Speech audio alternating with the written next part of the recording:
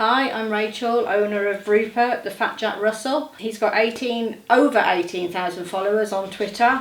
He's got a lovely witty personality and he's got lots of friends and followers. Some of them are famous, and he likes to raise money for sad animals, and in particular his charity Wet Nose.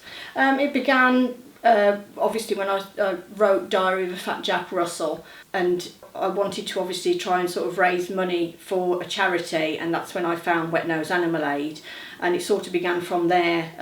So I set up a Twitter account to be able to publicise and self-market the book, really. That was the idea, to try and sort of like get a platform for it, to then raise funds for Wet Nose. So that's how it all began, really. Yeah, Rupert's not always been overweight. He's always been a stocky dog. He's always sort of had a stocky shape. But when he was sort of around about 7 or 8, I think, maybe a little bit younger, he's got severe allergies and he was prescribed steroids, and the steroids unfortunately have made him gain more weight, so they've made him look even more fat. Rupert's personality is he can be sort of fool you, where he's like a bit of a Jekyll and Hyde character, because he can come across as very, very sweet and cute and loving. He has got a fun personality when he wants to be playful, but he can also sort of tell you off, and he doesn't sort of like strangers approaching his face. But he can be the personality that I give him, if you like, the voice that I give him when he's on Twitter. He's sort of very funny, a bit sarcastic sometimes, but he's very kind.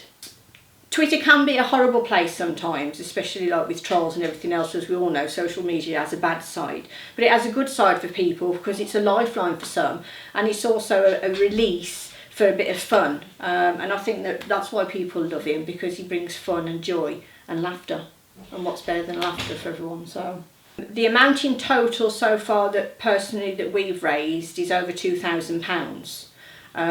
But on the back of that, like, his followers have also donated to Wet Nose. That amount I can't tell you, because obviously he's got so many followers, and they've also always sort of like, you know, off their own steam. That's how it started with Diary of a Fat Jack Russell, and it's grown and grown and grown, and it would just be fabulous for them to get a lot more recognition than what they do, because they're a non-funded or non-profit charity, and they help like smaller charities that don't always get the recognition, like, you know, the big boys, like, you know, your Dogs Trust and RSPCA. They obviously have the funds and the marketing, but Wet Nose Animal Aid don't, and so they rely on people's donations, and so it's just a good thing. Animals, helping animals.